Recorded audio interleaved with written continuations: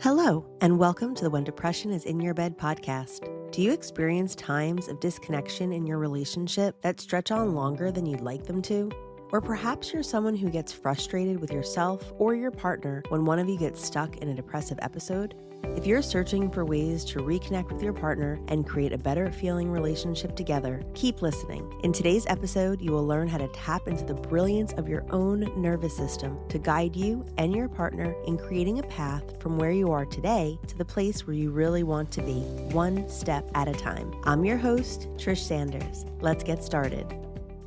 In today's episode, I'm going to talk about the invitation that I share in the outro at the end of each one of my episodes. Now, if you are a new listener, of course, you're not going to be familiar with the invitation that I share, but I also know that even if you've listened to other episodes before, you may also not be familiar with the invitation that I include, because I am totally aware that when the perceived valuable content in a podcast seems to be over, people often stop listening, and that makes total sense. You do not necessarily need to hear me week after week ask you to subscribe and review my podcast and follow me on Instagram or social media. While I do include those requests in my outro, and I do encourage you, if it makes sense, to do those things, I include something in there in addition. And to me, it feels really important, and it's a part of the message that I consciously have chosen to share. And I wanted to make sure that if you are choosing to tune out at the very end of the podcast, that you still get to hear the valuable invitation that I offer. And so that's why I'm making this episode for you today. So the invitation that I share is to take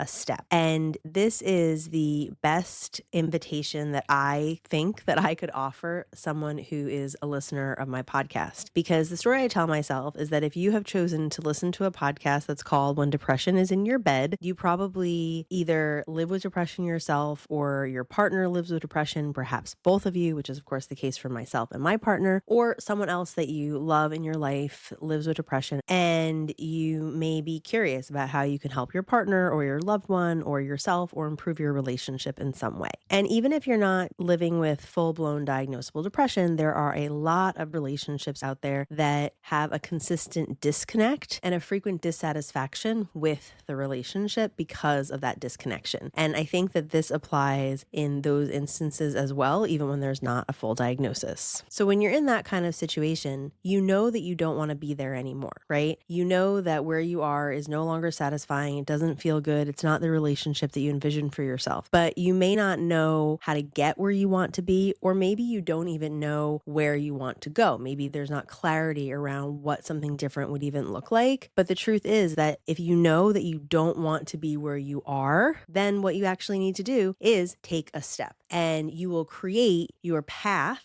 to where you want to be one step at a time. And this is why I really chose to focus on this message, because there's a lot of things that I hope to convey through sharing this podcast, but I myself have repeatedly needed to be reminded, and often still do need to be reminded, that I need to just take one step. So I started to really use this idea with myself, and I found it helpful, and that's why I wanted to share it with you. Taking a step can be really tricky for a person who is living with depression or whose nervous system is in that dorsal state of shutdown, withdrawal, collapse, disconnect. And that's because doing something is the opposite of shutting down. And if our nervous system feels like we have to shut down for protection, then doing something and taking action can really feel like danger, and we can really avoid doing it. So I have figured out, again, in myself, what has been helpful for me in shifting this process, and that's where the invitation to take a step came from. I also want to name that people who deal with depression are often told to just do something, or why can't you just do something, or you're not doing enough, or they themselves sit with a lot of self-judgment and shame around not being able to do the things that they themselves may very well want to do, or feeling the burden of the shame and judgment and criticism from loved ones who maybe are very well intentioned because they want the depressed person to feel better, but the way they're conveying that message is in this like, what's wrong with you? Why can't you just do something? It's not that hard sort of message. And the invitation to take a step is different than those kinds of messages, because it's not about what you should do or what you have to do. It really takes into account how the nervous system functions. When I started to work with my nervous system instead of against it, I really had a lot better results in what I was able to do and accomplish, and how I was able to feel about myself. In my own experience, I know what it feels like to want to be somewhere different, but also feel very incapable, very powerless and stuck, and not really know how to actually move forward. When I started to loosen my grasp on thoughts like there's something obviously wrong with me, I'm defective, that I can't do these things that are seemingly so simple, or these things that I want to do, or things that other people seem to be able to do without a problem. When I started to kind of move away from that and just recognize like, okay, that's a thought that is connected to my nervous system experience and it's not necessarily true, or it's not necessarily the reality, I started to be able to open up some new possibilities. And also my relationship, it's a very similar process. Instead of feeling hopeless and powerless and thinking that I couldn't do anything to make my relationship better and I had no other options, I started going into a very black or white way of looking at things, which is part of a survival response. When I started to be able to loosen my grip and know that that was the story that was connected to my nervous system state, again, new possibilities became possible for me. So I started to tune into my nervous system and really think about, what did my nervous system need? What was it trying to communicate to me? When our nervous system goes into a survival state, which is either sympathetic, mobilized, fight or flight, something is threatening me, so I have to do something about it. I have to attack or run, fight or flight, right? Or there's something so overwhelming and I need to protect myself by disappearing or withdrawing or collapsing. It's communicating that it's feeling a threat of some kind, right? So I started to think about that and I started to tune in. And when I was going into that very avoidant, shutdown, dorsal state, so I started asking myself this very simple question that was just an either or, what do you need, this or this kind of question? Because I knew that when my nervous system was in dorsal shutdown, it either went into that shutdown state because I had no more resources, I was depleted and I needed rest and restoration, or it wasn't about my energetic needs, like I didn't have enough energy to do what needed to be done. It was a task that felt too big or overwhelming. I didn't know where to start. And those two different experiences that would often be cues of danger for me and could very easily trigger my nervous system to go into dorsal response led to this either or decision. So in the first case, if I was depleted, I knew that I needed rest. That's what my nervous system was trying to tell me. And so it became, okay, do you need rest? Or in the case when I felt really overwhelmed and I just didn't know what to do, I broke down this big overwhelming mountain of things that felt like too much for me. And I just said, hey, would it feel better to just take one little step towards figuring this out? So my simple choice began with, do you need to take a step towards rest, or do you need to take a small step towards action? And I started to notice that when I asked myself this really simple question, I started getting answers. And I also started to notice that when my nervous system legitimately said, I need rest, and I was able to honor that. For example, I got the flu twice this flu season, and both times my nervous system needed rest. There was no chance that I was going to be able to be productive and go through items on my to-do list. It just wasn't available to me. So I actually let myself rest. I wasn't paying attention to all the things that I wasn't doing or feeling stressed out about the clients that I had to cancel or my kid's show that I was missing. I didn't have a choice. I had the flu. I needed to be home resting, and I allowed my rest to be restorative. So often when people are depressed, certainly this has been my experience time and time again, when we take that break that dorsal gives us, it's actually one of the gifts of dorsal. It's why it exists in our nervous system, to help us replenish and renew and restore. But when we take a break in an avoidant way, it doesn't feel very good. It doesn't feel like rest and restoration. It feels like I'm hiding, I'm holding on for dear life, hoping that everything is going to be okay when I stop hiding. But the thing that I'm not doing is hanging over my head and draining me and depleting me, even when I'm trying to avoid it. So it's not a very helpful strategy in the long term, but my nervous system is just doing what nervous systems do. And I needed to start thinking about this more with my conscious brain. What do I really want to have happen here? So I started to use this simple question, and I started noticing that when I gave myself rest that was actually restful, when I was done resting, when I felt restored, I actually felt so much more ready to take on whatever I needed to take on. And very often when I said, what is the one small step of action that I want to take, I was able to identify something that felt accessible. Like maybe on my to-do list, I'd have 10 things to do. My to-do list usually feels like it has hundreds of things to do, but I would just look at a few, what needs to be done right now, prioritize what needs to happen, happen. And maybe I felt like I was not ready to take on 3 or 4 of the items on my to-do list. So I would just pick the one that felt like, oh, okay, my nervous system said, yeah, I can do that. That seems manageable. And I would do that. Even if it seemed like it was the tiniest little thing, like maybe just depositing checks into my business account, I would allow myself to feel proud of taking that step instead of shaming myself and saying like, oh, but it wasn't such a big deal, or it just took 2 minutes, or I could have done that last week. I waited so long, or other people deposit checks all the time. No problem. This really isn't such a big deal. I actually said, you know what? Maybe it is a simple step, but for me and for my nervous system in this moment, it didn't feel simple. And so I felt really proud of myself that I was able to take action, and it started to really feel like self-care. And occasionally I was able to string together a few steps like, okay, what's the next thing on my to-do list that feels like I can do it? And when I felt like I couldn't do anymore, I asked myself, okay, do I need rest or do I need to do something different? As I started to move from this simple either or choice, I started to widen my question and ask my nervous system if what I needed was to take a step towards rest, or if I needed to take a step towards self-care, connection, movement of some sort, or what I would consider manageable action or accessible action, like doing something on my to-do list that felt like I could do it. For me, these were the categories that I sort of noticed were themes in the kinds of action and the kinds of steps that felt really nourishing to my nervous system. These choices may also feel nourishing to your system, but I encourage you to check in and really think about what themes come up for you, because there might be something very unique that is different than what my nervous system needs and what feels nourishing. And a really cool thing that I started to notice is that when I asked myself these questions, first of all, it was pretty amazing because my nervous system would answer. And I found that to be pretty amazing. When I dropped out of my head and really checked in and attuned to my nervous system, I got really good information, which was really helpful. And I also started to notice that if I had a feeling of like, well, I would like to take a step towards resuming my regular exercise routine, for example, but part of me said, ooh, I want that, but it just doesn't feel totally accessible now. I was able to either break that down into a smaller step and maybe just do some stretching or go for a walk around the block, or I was able to use the tool of visualization and actually imagine times when I've been able to exercise regularly and bring that experience into my current nervous system and let that wake up and become alive and actually see myself doing something that I've done before. I have figured out how to do it before, and I allow that experience of ease and what I refer to as flow, my flow state, when I can take action and it feels easy or easier. Because as somebody who is a dorsal dweller, which is a Deb Dana term, by the way, and it totally resonates with my own experience as somebody who can frequently be stuck in dorsal, taking action sometimes feels impossible, even when it's something that I cognitively know is something I'm capable of doing. And I think that part of this is probably my ADHD brain as well. But I started to notice that my ADHD type symptoms that really felt like they were getting in the way of my functioning were worse when I was stuck in dorsal. And if I had some ventral energy that I could pull in and anchor in, then some of the things that felt really hard, being scattered or not being able to take action or follow through on a step or getting distracted or only wanting to do fun and exciting things, sometimes that feels a little bit easier when I'm rooted in ventral. So that's a whole other episode, but just a little note. So the more I asked myself these questions, the more I was able to really take action. And when I felt like I needed that true rest, I would actually take a break. I would take a nap, or I would go do something that felt more fun if that's what I felt like I needed. Or I would go for a walk around the block, or I would reach out to my sister or my cousin or a friend or another family member if I felt like I really needed connection. And I started to notice, probably not surprisingly, although it felt really surprising to me, that when I responded to my nervous system's needs, I felt better and my functioning was significantly better. Now, if you're somebody who does not experience this stuckness in dorsal, you might be listening and thinking, what is she talking about? If I want to do something, I just do it. And if that's where you're at, that is so awesome. And sometimes I definitely have that feeling that, oh, I want to do that. Yeah, I'm just going to do it. But for so much of my life, that has not been easily accessible to me. So I really have to consciously remind myself that taking a step is really, truly good enough. And even if it feels like it's a little tiny step, I really started to notice how proud I felt of myself. And I consciously allowed myself to feel proud and celebrate each step that I took. And I found, and this is also not shocking perhaps, but the more proud I allowed myself to feel of what I was doing, the more it encouraged me to continue taking more steps. And as I've mentioned, I have a very long history of protecting myself by going into dorsal and by avoiding things. And as a result, I have some real life consequences that have happened. Like my closets and my garage are way more cluttered than I'd like them to be. It's true. And my finances are not pristine. I have not always been the best steward of money, which is also very related to my nervous system dysregulation. And so sometimes when I think about taking a step to sort of clean up the messes that I have made over many years from being dysregulated so often, it can feel really overwhelming. And that can also make me get dysregulated and make me want to go into a more avoidant state. And so I've also really been able to shift, and I'm still working on this, but I've really had a lot of success. So instead of beating myself up for being imperfect and making mistakes and not always making the very best choices, I started being able to cultivate some compassion. So when my nervous system communicated to me that what I really needed was to take an action towards dealing with some of the mistakes I've made or the missteps, where I was able to say, you know what, I know I've made mistakes in the past and I know it's because I was dysregulated, and that makes me feel sad and upset, and I wish that I would have been at a place where I could have done things differently. But I'm really excited that I'm where I am now, and I can't wait until my closets are organized and my garage is all cleared out and I feel really empowered about my finances. And I started being able to take steps towards doing things that have historically gotten me overwhelmed very quickly and kept me in an avoidant state to try to protect myself. Taking these steps actually started to feel much safer more of the time. And that was pretty amazing. And the more I take steps that feel like they're in alignment with who I am and what I really want and the life that I really want to create for myself, the more capable I feel and the more empowered I feel to take more steps. And I keep reminding myself that it's a journey and I don't have to get to the end. I just have to take a step every day that's in alignment with what my nervous system truly needs. I also really want to share with you a little bit more about polyvagal theory, and I'm going to get a little sciencey here for a second. It's something that I have found so cool and has been so helpful in allowing me to have even greater self-compassion for being human, for making mistakes, for having spent a lot of my time in dorsal shutdown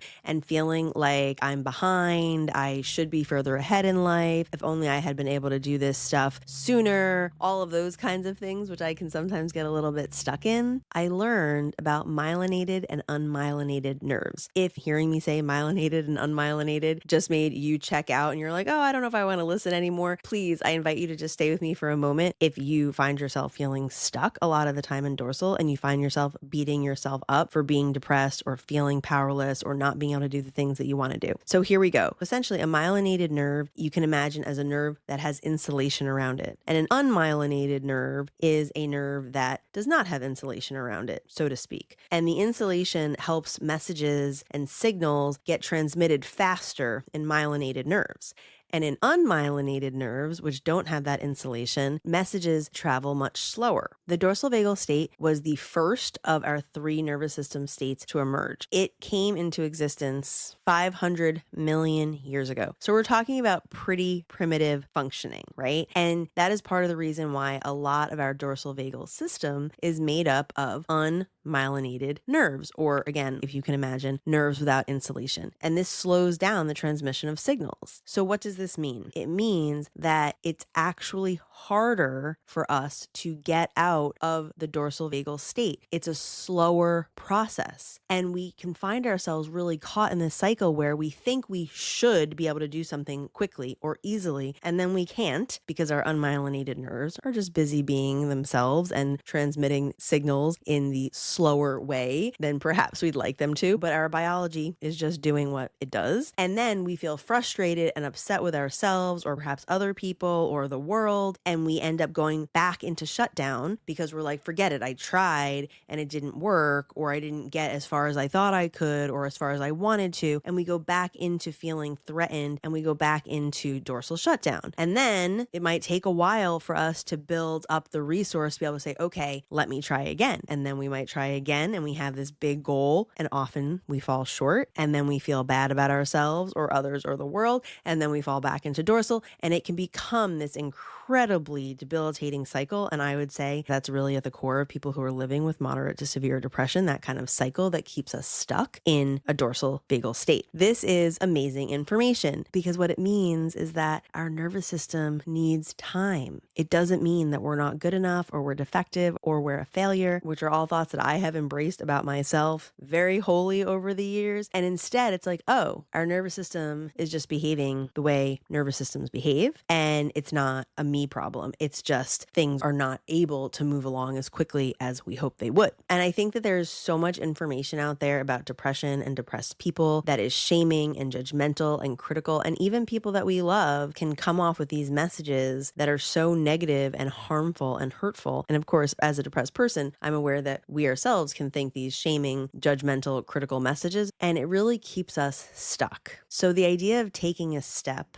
and really attuning to our nervous system and saying, what feels like it's possible today? What does it feel like I need today? And being able to take that step can be absolutely transformative. And knowing that maybe you can't take 10 steps today. Maybe the transmission is slow. Maybe we need to take a step towards rest so we can gather our resources so that we can do the things that we really want to do. And we do not live in a society that honors the slowdown. We generally live in a society that values the hustle, the push yourself, the pull yourself up by your bootstraps, the don't pay attention to your body, mind over matter. And that push, that pressure, that striving can be absolutely detrimental to any of us. But when you're a depressed person, that feels threatening, terrifying, and scary so much of the time. And so, of course, we're going to keep hiding under a rock. The idea of being able to shift that and allow ourselves a step, to know that a step is enough, can be exactly the thing that starts to open up enough space for true change to emerge, and to know that it might take a little bit of time. And that's okay, because if you start taking one little step today, you will in fact be somewhere different in a few days, a few weeks, and a few months. Because if you know you don't want to be where you are anymore, then you have to take a step to go somewhere new. As we move towards the end of this episode, I just want to say that obviously this was geared towards a person who is living with depression or living in that stuck, powerless, disconnected, collapsed experience. And if this experience resonates for you, then I hope that something that I shared today connects with you in some way, that you can think about how to take care of your nervous system and take just the right step for you. And if the person who's experiencing depression is not you, if it's your partner or another loved one, I hope that listening today about what can get someone stuck in that dorsal, depressed, shutdown experience has shed some light on what's happening, and you have greater understanding and hopefully a bit more compassion for the person in your life. And I hope that listening to this episode enhances your empathy in some way, because it really is exhausting and depleting to be stuck in depression. And there's a reason why it's so hard to take action. And I also know that if you're the loved one of somebody who's stuck in that place, it can also be really depleting and exhausting. And working together to figure out how to do it differently so you both get more of what you need is the way towards creating a healthier, more satisfying, more connected, more joyfully alive relationship and life. As you think about how to move towards this much more satisfying, more enjoyable relationship that you want to create with your partner, I do encourage you to think about how you can recognize the steps your partner is taking. They might seem microscopic. I talk about microscopic progress, and a lot of the time in relationships, especially when you're dealing with somebody who is stuck in dorsal, a lot of the time the progress seems small at first, and recognizing it and celebrating it is so important. And being genuinely proud of your partner for making the steps that they can make can be so incredibly helpful and motivating. I also want to say that if your partner is the one living with depression, you may experience an urge to share this podcast with them. And if you want to do that, if that feels like it makes sense to you, then that's certainly a possible option. I recommend sharing with some compassion and love, perhaps explaining that you listened to a podcast that made you feel curious about what their experience was, and you wondered if they were open to listening to this episode and seeing if they perhaps connect with any of it. And I also would encourage you, and you'll know your partner, of course, better than I know your partner, but I would encourage maybe telling them that this isn't a test or a book report or something that they feel that they're going to be graded on, that this is really just you wanting to share something that you thought potentially could be helpful, and letting them know that you want to work with them in taking steps together to make your relationship feel better for both of you, because it can feel really pressuring when somebody says, hey, I want to share this information with you, and it's about how you can do better, be better, feel better. Even though it sounds nice, and I do wish that people could receive helpful information, sometimes what seems quote unquote helpful is not experienced as helpful. So again, I recommend sharing this gently and with curiosity and openness, as opposed to sort of pushing it on your partner. Even if you don't feel like you're pushing it on your partner, just be a little curious and wonder about what their experience of it might be. And you can also let them know that if they don't want to listen to the podcast episode, or they don't want to listen to it yet, you are still interested in working together and figuring things out as a team. And sometimes just allowing them that space might create some openness. Perhaps they may say a week or two later, hey, actually, I am interested in that podcast, or not. But if you successfully create a little bit more connection between the two of you, I would say that matters more than if they listen to this podcast. And if you think that any other different approach of using this information for yourself or for your partner would be helpful, then of course I support you and I'd love to hear about it. You can connect with me on Instagram, my other social media that is linked in the show notes below. But for now, I will leave you with my outro, which maybe you'll listen to and maybe you won't. But either way, I hope that you and your partner do continue to take steps so that you can get from where you are today to where you want to be. As our time comes to a close, I ask you to keep listening for just a few more moments, because I want to thank you for showing up today, and I want to leave you with an invitation as you hit stop and move back out into the world on your own unique wellness journey. In order to move from where you are today to the place where you want to be, the path may seem long or unclear or unknown, and I want you to know that if that seems scary or daunting or downright terrifying or anything else, that is totally okay. Know that you do not have to create the whole way all at once. We don't travel a whole journey in one stride. And that is why my invitation to you today is to take a step, just one. Any type, any size, in any direction. It can be an external step that can be observed or measured, or it could be a step you visualize taking in your mind. It can be a step towards action, or towards rest, or connection, or self-care, or whatever step makes sense to you.